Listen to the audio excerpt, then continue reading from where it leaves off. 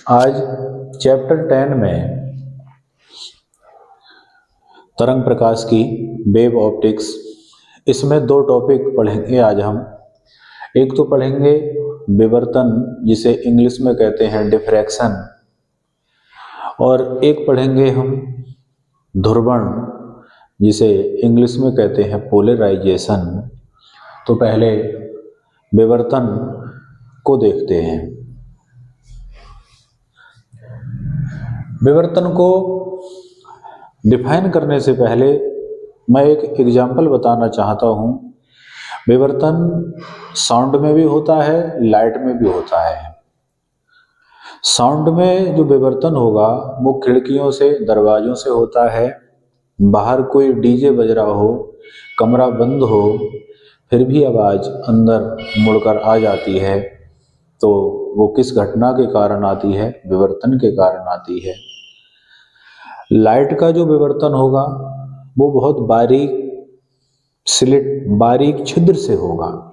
विवर्तन की कंडीशन है कि छिद्र का आकार तरंग की तरंगदैर्घ्य के लगभग समान होना चाहिए।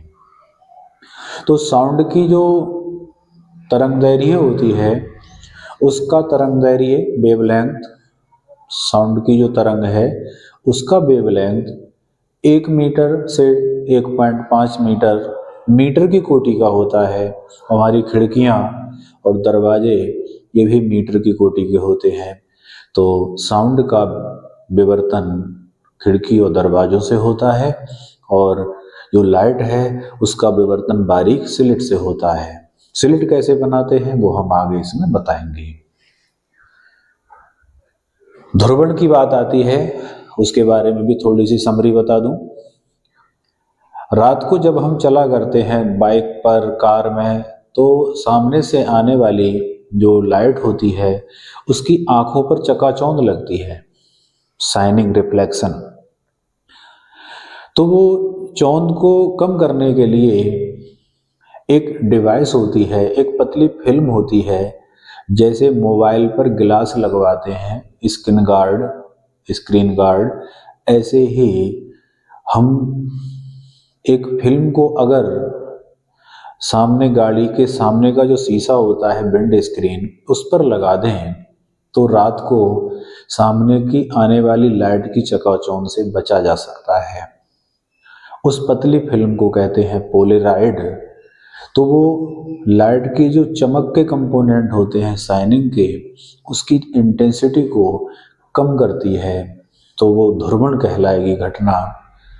उसको हम पढ़ेंगे। तो ये दो एग्जाम्पल मैंने बताए, इनको हम यहाँ पर एक्सप्लेन करेंगे और उनके बारे में कुछ पढ़ेंगे, फॉर्मूले पढ़ेंगे। तो पहला है विवर्तन। ये कोई स्क्रीन है, इसमें अगर बारीक छिद्र कर दिया तो इसका नाम पड़ जाता है स्लिट, जिसे हम झिर्री भी कहते हैं और इंग्लिश में कहते हैं स्लिट। ये बोर्ड है, इस बोर्ड में बारीक छिद्र कर दिया जाए तो वो स्लिट कहलाएगा। इधर से टॉर्च जलाई जाए तो टॉर्च जलाने पर उसकी जो लाइट होगी, प्रकाश, उसके कंपोनेंट ये हमने दिखा दिए।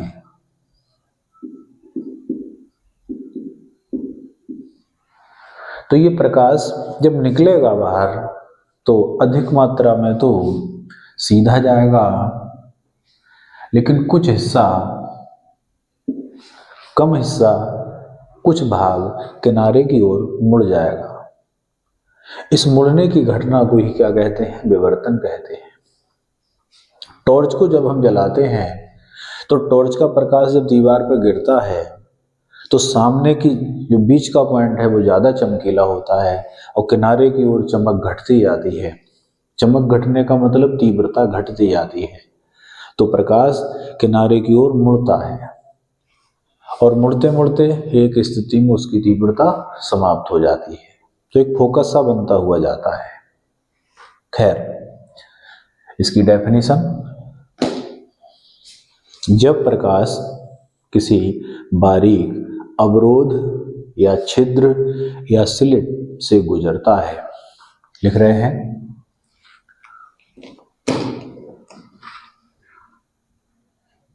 जब प्रकाश किसी बारीक अवरोध या छिद्र से गुजरता है तो किनारों पर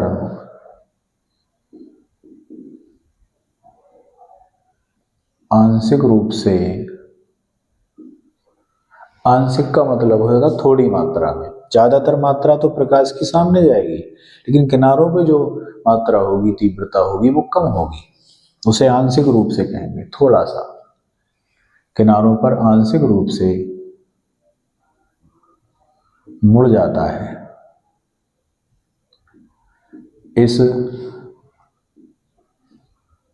घटना को प्रकाश का विवर्तन कहते हैं। विवर्तन की घटना ध्वनि तरंगों में, साउंड में भी पाई जाएगी, जैसा कि मैंने अभी प्रारंभ में बताया। विवर्तन की एक शर्त है। एग्जाम्पल पहले देंगे। एग्जाम्पल क्या है?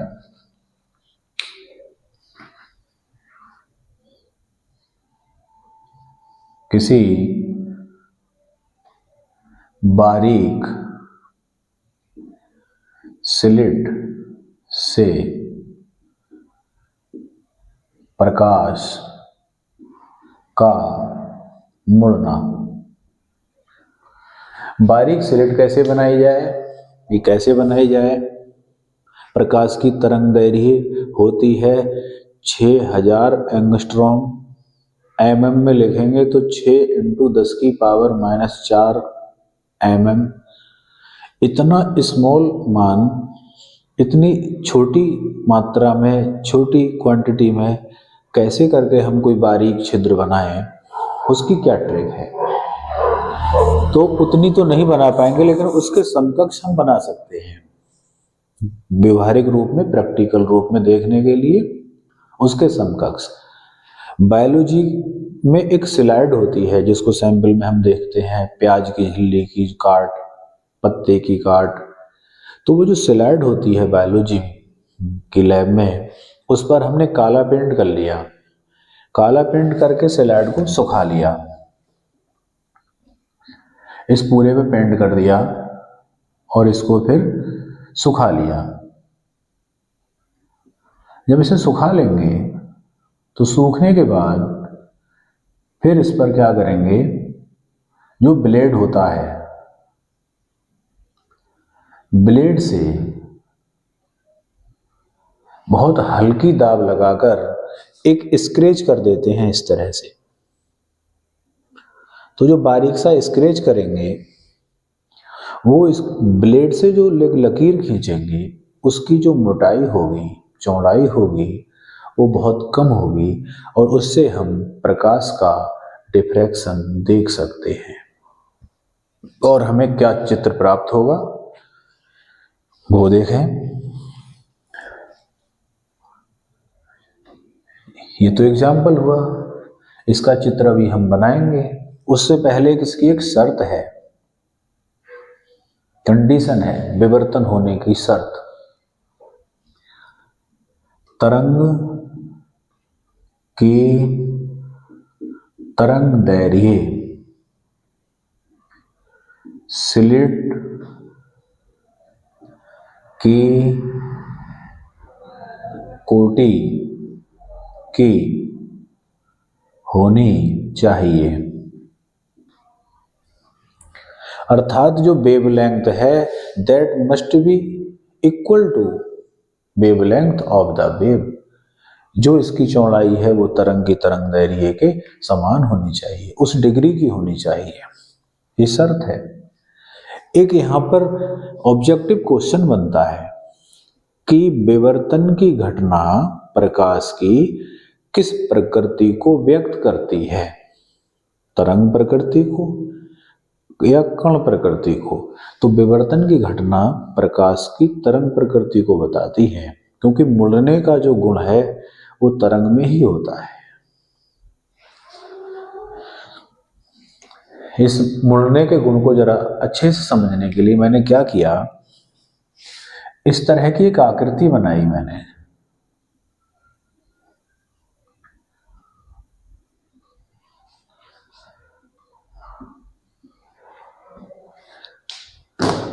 यहां पर कोई साउंड बज रही है, ध्वनि हो रही है, गाना बज रहा है, यहां कोई व्यक्ति बैठा है, और जो इस तरह के मैंने ऐसे बनाए हैं, ये कोई एक हॉल है, उसमें इस तरह के प्लाई बोर्ड के चैम्बर लगे हुए हैं, दीवारें लग रही हैं, लेकिन उनके बीच में इस तरह से गैप है।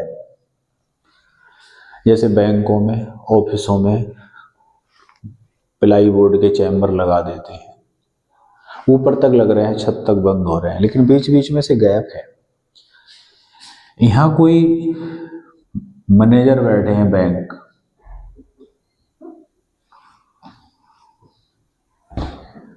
यहां बैंक मैनेजर बैठे हैं,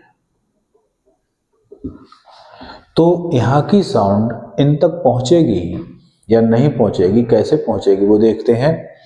तो जो साउंड यहां उत्पन्न हुई वो साउंड यहां से निकलेगी और यहां से निकलकर इस तरीके से इन तक पहुंचेगी। तो ध्वनि में मुड़ने का गुण है, इसलिए ध्वनि या साउंड तरंग प्रकृति में आती है। ऐसे ही प्रकाश भी एक जगह से दूसरी जगह घूम फिर के पहुंच जाएगा, अर्थात प्रकाश में तरंग का गुण है। तो विवर्तन इस मुड़ने के गुण को ही शो करता है। This is a animation picture to explain the diffraction. Diffraction को अच्छे से व्याख्या करने के लिए ये डायग्राम हमने यूज किया है। तो विवर्तन का सीधा अर्थ है तरंग के मुड़ने का गुण, कण में मुड़ने का गुण नहीं है। कण एक बार कहीं टकराएगा, टकरा के वापस आएगा, फिर ये नहीं है कि घूम फिर के कण जाएगा। तो कण का नेचर मुड़ने का नहीं है, एक बार स्ट्राइक करके मुड़ेगा, वो रिफ्लेक्ट होगा बस। तो ये शर्त थी, और विवर्तन प्रकाश के तरंग गुण को प्रदर्शित करता है, ये डेफिनेशन हुई। अब विवर्तन की फिनोमेना में इससे निकलने वाले लाइट से या इस स्लिट से निकलने वाले प्रकाश से हमें चित्र दिखेगा कैसा, वो देखते हैं।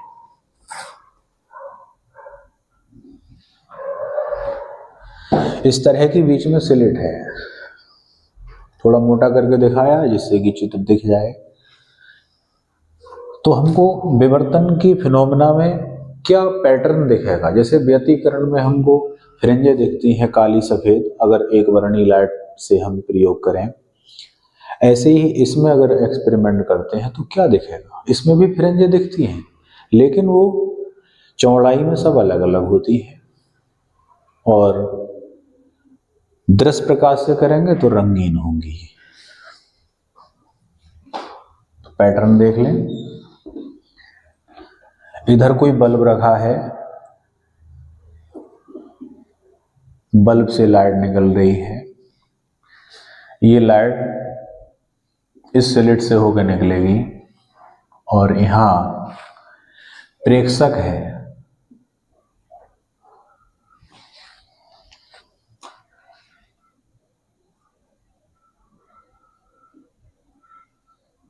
ये प्रेक्षक है। तो प्रेक्षक को क्या दिखा,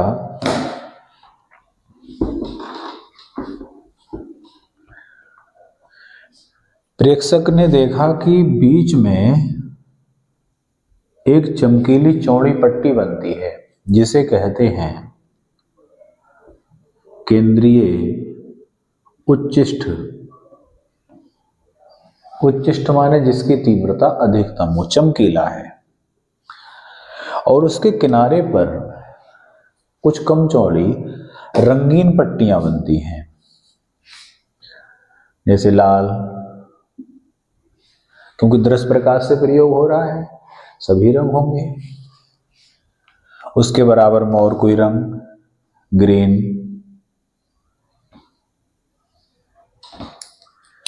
ग्रीन के बराबर में कोई और रंग, फिलहाल हमारे पास ये ब्लैक रंग है। इस तरह का पैटर्न इस प्रेक्षक को दिखाई दिया। अगर बारीक स्लेट में से निकालते हैं प्रकाश को तो बल्ब के प्रकाश को इस स्लेट में से होकर देखेंगे डार्क रूम में, तो ये पैटर्न प्राप्त होगा, चित्र प्राप्त होगा। इस चित्र को कहते हैं विवर्तन प्रतिरूप।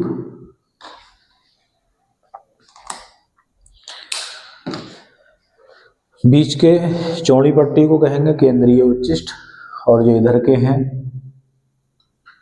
ये कहलाएंगे गौड़ उच्चिष्ठ, और जो डार्क होंगे बीच बीच में कलर्ड वाले गौड़ उच्चिष्ठ, और जो डार्क वाले होंगे वो कहलाएंगे निम्निष्ठ, जिनकी तीव्रता 0 होगी, मिनिमम होगी।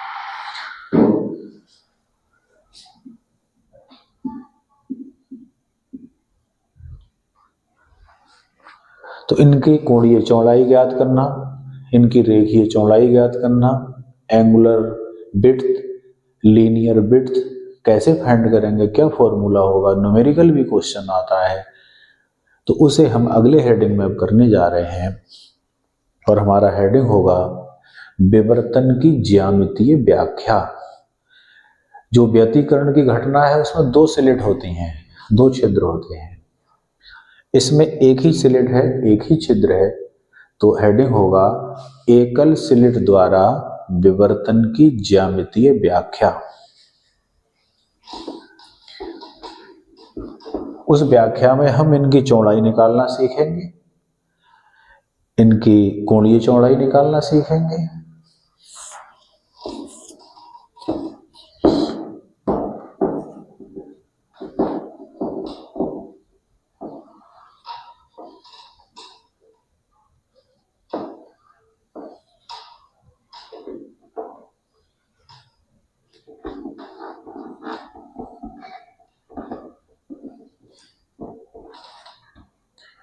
तो हेडिंग होगा एकल, एकल माने एक, स्लिट द्वारा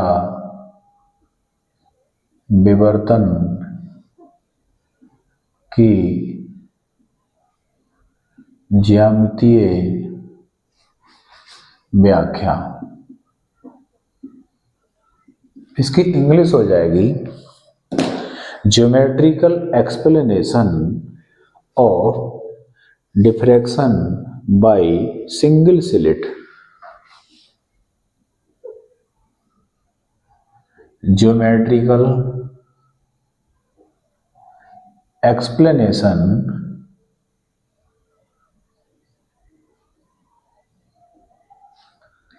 ऑफ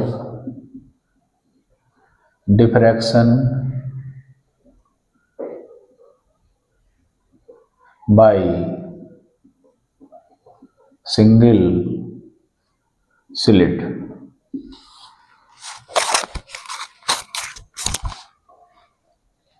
ये हेडिंग हो गया। इसे नहीं मिटा रहे हैं क्योंकि इसी की एक्सप्लेनेशन करने जा रहे हैं। बीच की पट्टी चौड़ी है तो क्यों है, चमकीली है तो क्यों है, किनारे वाली कम चौड़ी है तो क्यों है, किनारे पर चौड़ाई घटती जाएगी और इनकी तीव्रता भी बाहर की ओर घटती जाएगी, उसे इस हेडिंग में एक्सप्लेन किया गया है। इंपॉर्टेंट है। तो सबसे पहले इसका डायग्राम, ये कोई लाइट सोर्स है मतलब बल्ब है, बल्ब के आगे एक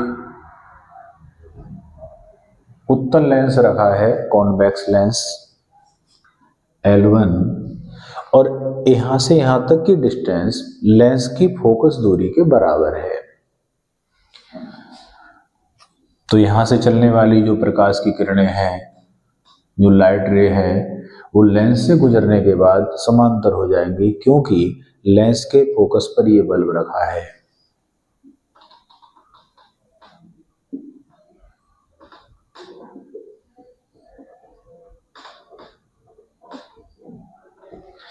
आगे जाकर जो हमने अभी स्लिट बनाना बताई थी, ब्लैक कलर पेंट करके यहाँ पर ये इस तरह से वो स्लिट रखी है, और स्लिट पर ये लाइट जाकर गिरती है। ये है स्लिट, स्लिट के आगे यहाँ पर स्क्रीन है, स्क्रीन मीन्स पर्दा है।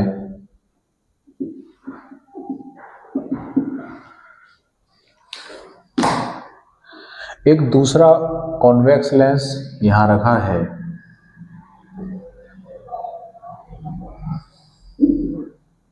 जो आने वाली प्रकाश की किरणों को पर्दे पर फोकस करेगा। इसका नाम है L2। तो ये डायग्राम हुआ।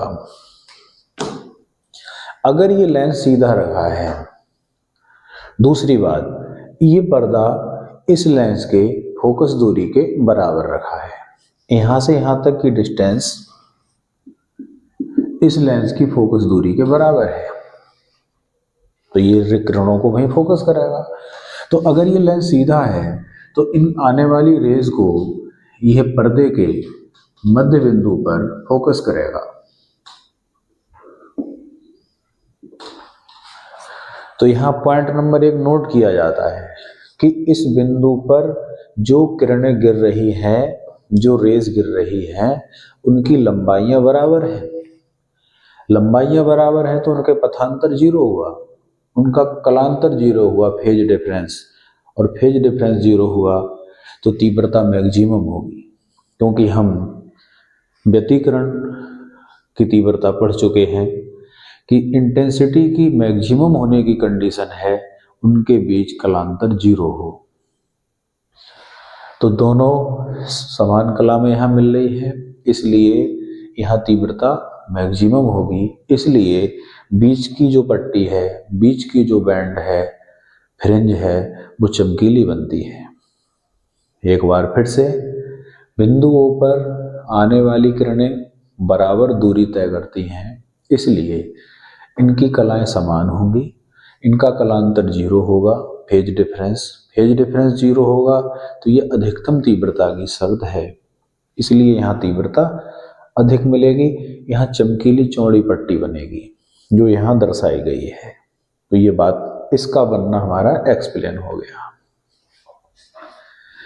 अब इस लेंस को थोड़ा सा मैंने झुका दिया, घुमा दिया इधर को, तो ये किरणों को ऊपर फोकस करने लगा। ऊपर करेगा तो ये फ्रिंजें बनना दिखना प्रारंभ हो जाएंगी। तो ये रेस ऊपर को चली गई। माना ये बिंदु P पर मिलती हैं,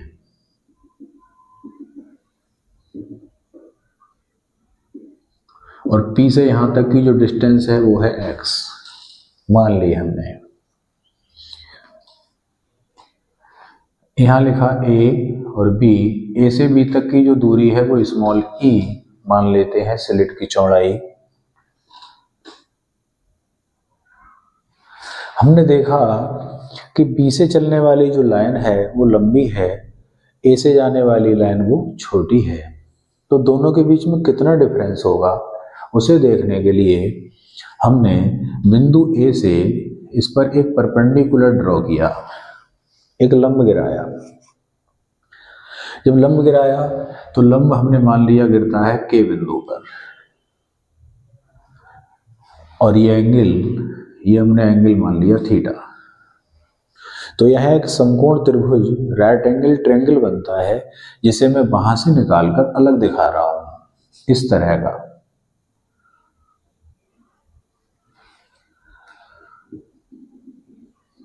इस तरह की फिगर बनेगी। ये एंगल क्या है? थीटा। ए, बी और के, और इसकी जो चौड़ाई है वो ई मान रखी है। इस तरह का चित्र बनता है। चूंकि इस पर ये परपेंडिकुलर है यहां, इसलिए ये एंगल होगा 90 डिग्री। तो इस त्रिभुज में हम साइन का फॉर्मूला लगा के शुरुआत कर रहे हैं। तो इस ट्रायंगल में मैंने फॉर्मूला लिखा, समकोण त्रिभुज in right angle triangle A के बी में साइन थीटा इक्वल टू होता है लंब बटे कर्ण, परपेंडिकुलर अपॉन हाइपोटेनियस। लंब कैसे पहचाने? थीटा के सामने की जो साइड है वो लंब, 90 डिग्री के सामने का है कर्ण। लंब बटे कर्ण, लंब क्या है? बी के,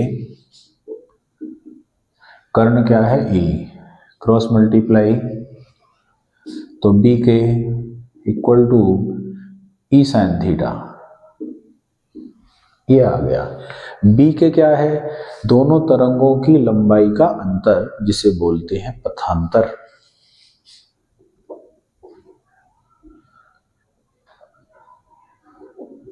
मान लिया प्रथम निम्निष्ठ, निम्निष्ठ कहेंगे जिसकी तीव्रता कम हो, अंधेरा हो, काली पट्टी हो।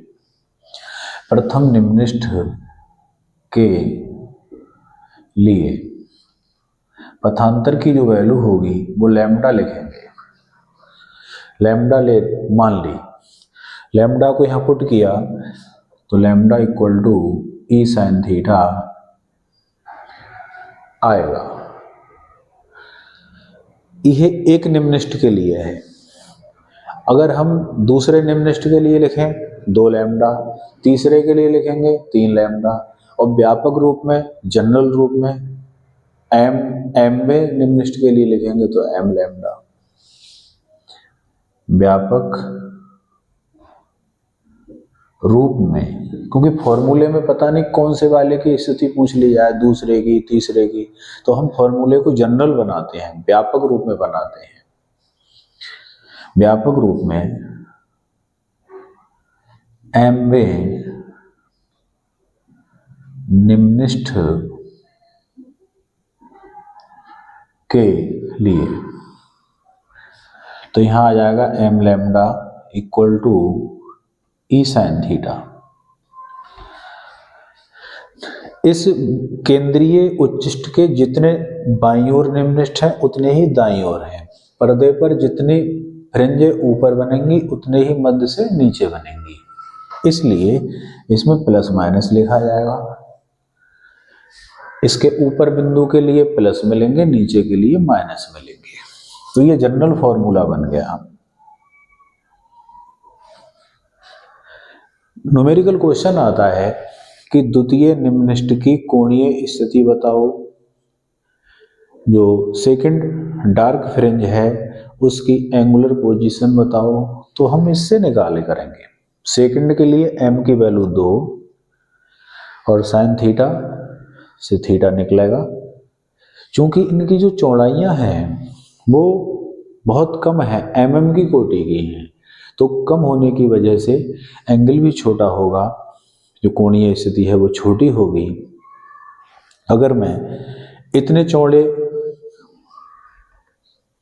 चौड़ाई की कोई स्लिट है उसका एंगल बनाऊंगा आंख पर तो ज्यादा एंगल बनेगा। इस तरह से ये देखिए, ये एंगल बन रहा है यहां पर। और अगर छोटी सी वस्तु का एंगल बनाऊंगा इतनी चौड़ी का तो एंगल कम बनेगा। ये तो इनकी चौड़ाइयां कम है तो इनके द्वारा जो एंगल बनेगा वो कम होगा। कम होने की स्थिति में साइन थीटा की जगह पर हम केवल थीटा लिख सकते हैं।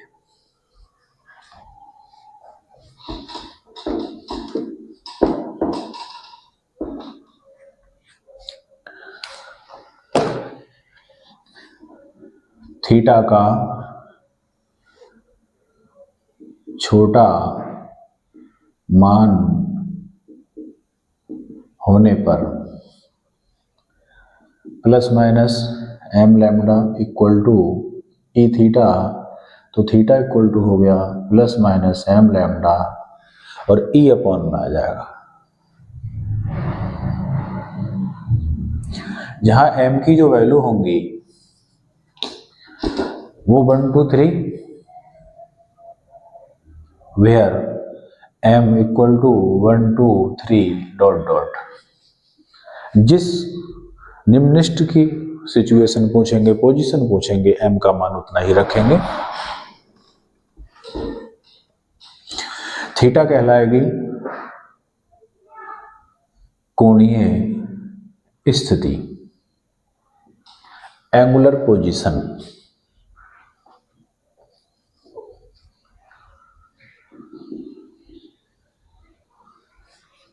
लैम्डा क्या है? प्रकाश की वेवलेंथ। ई क्या है? स्लिट की चौड़ाई। कोई भी फॉर्मूला जब हम पढ़ा करते हैं तो उसमें हर एक क्वांटिटी को हमें परिचित होना चाहिए, जिससे न्यूमेरिकल क्वेश्चन जब करना हो तो हम उन वैल्यू को उसमें पुट कर सकें और सॉल्व कर सकें। तो ये आ गया। अब मैं इसमें एम की वैल्यू ये रख रहा हूँ क्योंकि इसमें हम एक ग्राफ प्लॉट करेंगे और ग्राफ को प्लॉट करने के लिए हमें थीटा के विभिन्न मान चाहिए। ग्राफ से ये क्लियर होगा कि हाँ ये उच्चिष्ट की तीव्रता है, ये निम्निष्ट की तीव्रता है। ग्राफ का महत्व होता है कि आंकड़े जो होते हैं बिना सॉल्व किए हम डायरेक्ट देख सकते हैं, सीधे देख सकते हैं कि यहाँ पर क्या परिवर्तन हो रहा है। इसमें एम की वैल्यू पुट कर रहे हैं plus minus lambda upon E plus minus 2 lambda upon E. इस तरीके से मान आएंगे। ये प्रथम कोणीय स्थिति है, प्रथम निम्नलिखित की, ये द्वितीय की, ये तीसरे की। अगर मैं इनको इस तरह से ना बना के इस तरह से बना दूं, कोणीय स्थिति समझाना चाह रहे हैं हम कि होती क्या है वास्तव में।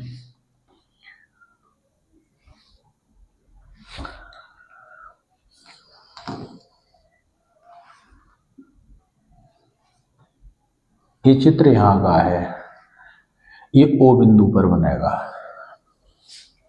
ये है, और जो ये स्लिट है, ये स्लिट की पोजीशन यहां आई है। अब हमें देखना है केंद्रीय उच्चिष्ट की चौड़ाई, कोणीय चौड़ाई।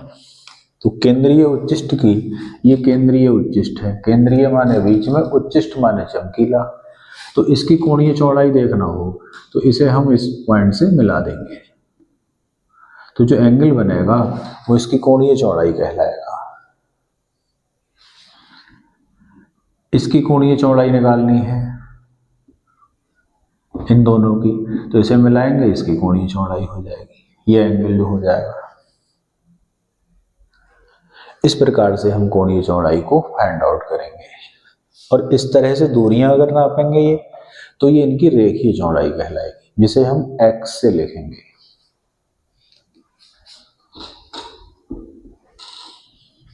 इन्हें ग्राफ में प्लॉट करना है।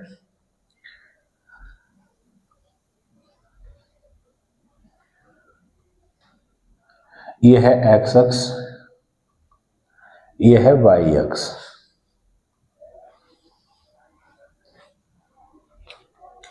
y अक्ष पर तरंग की तीव्रता को लिया है, तीव्रता को इंग्लिश में कहते हैं इंटेंसिटी। x अक्ष पर कोण लिया गया है, कोण मतलब कोणीय स्थिति, जिसे थीटा से लिखेंगे। ये ओरिजिन पॉइंट है, मूल बिंदु है। थीटा के विभिन्न मान दर्शा रहे हैं। पहला मान है लैम्डा अपॉन ई, फिर 2 lambda upon E, 3 lambda upon E, minus lambda upon E, minus 2 lambda, minus 3 lambda. इन्हें प्रदर्शित करेंगे lambda upon E plus 2 lambda upon E plus 3 lambda upon E, minus lambda upon E, minus 2 lambda upon E, minus 3 lambda upon E. तो सबसे चमकीला fringe कौन सी है? बीच वाली, केंद्रीय फ्रिंज। इन्हें फ्रिंज ना कह के यहाँ उच्चिष्ट कह रहे हैं। तो बीच वाली सबसे चमकीली है, तो उसकी तीव्रता सबसे अधिक दिखाई जाएगी। तो ग्राफ इस तरह से आएगा। फिर उसके ठीक बराबर में काली फ्रिंज होगी, काली पट्टी होगी, जिसे कहेंगे निम्निष्ठ। यहां तीव्रता 0 हो गई। फिर तीव्रता उठेगी, ये चमकीली वाली आ गई, इसकी तीव्रता है। तो एक रंगीन, एक ब्लैक, एक रंगीन, एक ब्लैक।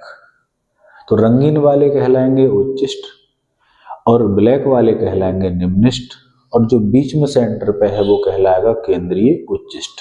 ये नाम क्लियर होते हैं।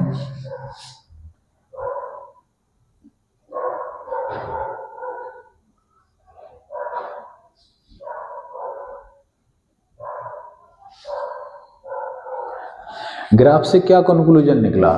ग्राफ से कंक्लूजन निकल रहा है कि केंद्र वाला जो हमारा बैंड है, बैंड भी कहते हैं ना, बैंड या उच्चिष्ट, केंद्रीय उच्चिष्ट या इसी को कहते हैं बैंड। और ये ब्लैक वाला है, ये क्या है? निम्निष्ठ। और ये जो रंगीन वाले हैं, ये है गौड़ उच्चिष्ट। गौड़ माने कुछ कम चमकीले। ये ग्राफ दो बातें बता रहा है। एक तो कि जो सेंटर वाला बैंड है वो सबसे ज्यादा चमकीला है। दूसरी बात, किनारे के ग्राफ नीचे होते गए हैं, अर्थात इनकी जो इंटेंसिटी है वो घटती गई है, किनारे वालों की तीव्रता घटती गई है। ये इस ग्राफ से हमें जानकारी हो रही है। अगर पूछा जाएगा कि केंद्रीय उच्चिष्ट की कोणीय चौड़ाई बताओ, तो हमें अलग से कोई फॉर्मूला याद करने की आवश्यकता नहीं है, सब यहाँ फॉर्मूले हैं। केंद्रीय उच्चिष्ट की कोणीय चौड़ाई, तो यहाँ ये वैल्यू और ये वैल्यू हम ऐड कर देंगे यहां से यहां तक, तो क्या हो जाएगा? केंद्रीय उच्चिष्ट की कोणीय चौड़ाई 2 थीटा बराबर 2 लैम्डा अपॉन ई, ये लिखेंगे 2 थीटा बराबर 2 लैम्डा अपॉन ई, यहां से यहां तक। क्योंकि अकेला थीटा क्या है? लैम्डा अपॉन ई। अकेले थीटा का मतलब है बीच में से ये, यहां ये थीटा। हमें तो पूरा एंगल चाहिए, तो 2 थीटा हो जाएगा। तो लैम्डा अपॉन ई यहां तक और लैम्डा अपॉन ई यहां तक पूरा ऐड करेंगे। इसमें ये माइनस का साइन नहीं देखेंगे ऐड करते समय एंगल का, क्योंकि कोण अदिश राशि है, केवल दोनों को जोड़ना है। अगर पूछा जाए कि प्रथम निम्निष्ठ की कोणीय स्थिति बताओ, तो निम्निष्ठ माने जहां तीव्रता 0 हो गई, ये कोणीय स्थिति है पहले निम्निष्ठ की। अगर पूछा जाए तीसरे निम्निष्ठ की कोणीय स्थिति बताओ, 3 लैम्डा अपॉन ई। और अगर केंद्रीय उच्चिष्ट की कोणीय चौड़ाई बताओ, तो इन दोनों को ऐड कर देंगे। एक विषम परिस्थिति में कभी कभी रेखीय चौड़ाई पूछ लेते हैं, तो हम क्या करते हैं? तो यहां से यहां तक की डिस्टेंस क्या है? x, और ये दूरी क्या है? d। तो एक राइट एंगल ट्रायंगल हमारा बन गया इस तरह का। ये एंगल हो गया थीटा, ये x और ये d या f। यहां से x ये, तो यहां पर देखते हैं, इसमें tan का फॉर्मूला लगाओ। tan थीटा इक्वल टू लंब बटे आधार perpendicular upon base. tan theta में भी ये रूल लागू होता है कि अगर एंगल छोटा है तो tan थीटा के स्थान पर हम थीटा लिख सकते हैं। तो यहां से हो जाएगा theta equal to x upon D, और यहाँ से है theta equal to lambda upon A, तो इस थीटा की जगह लिख देंगे लैम्डा अपॉन ए और इधर एक्स अपॉन डी। इसका यूज तब किया करते हैं जब फ्रिंज की रेखीय चौड़ाई पूछी जाए। रेखीय चौड़ाई क्या होती है, एक्स से निकलती है, वो एक्स निकालकर और एक्स को 2 से गुणा कर देते हैं। इट इम्प्लाइज दैट रेखीय चौड़ाई 2x बराबर, तो x निकालेंगे तो d मल्टीप्लाई में जाएगा 2d लैम्डा अपॉन ए, ये फॉर्मूला हो जाएगा। तो इस प्रकार हमने विवर्तन और विवर्तन की ज्योमेट्रिकल एक्सप्लेनेशन इनको बताया। जितना प्रयास हमारा रहा हमने एक्सप्लेन किया, और नेक्स्ट वीडियो में हम ध्रुवण को बताएंगे।